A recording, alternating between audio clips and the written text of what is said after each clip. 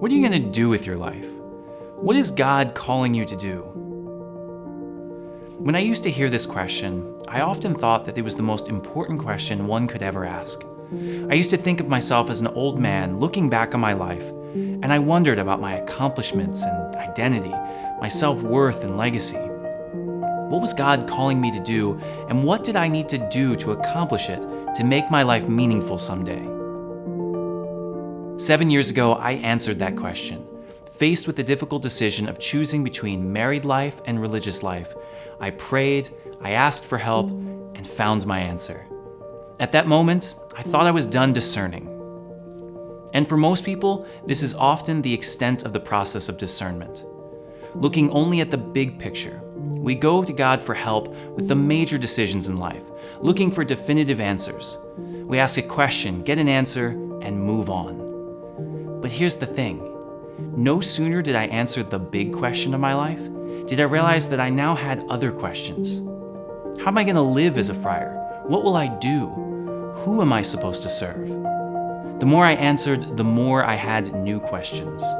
And there's a reason for that.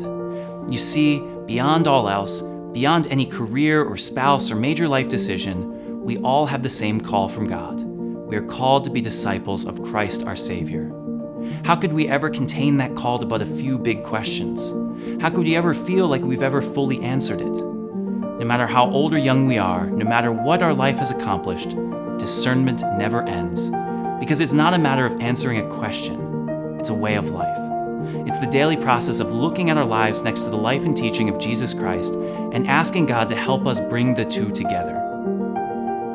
This Lent, we are called to discern. But rather than trying to answer the big questions, asking God, what am I going to do with my life? Why not start with a much simpler one? Lord, what do I need to do today to be a better disciple of your Son? When you think about it, there is no more important question we could ever ask.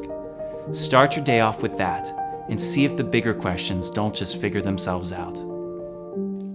This reflection, as well as each of the other reflections from this series, can be found in my new book, called What Happens After Saying Yes to God, available February 27th on franciscanmedia.org and amazon.com.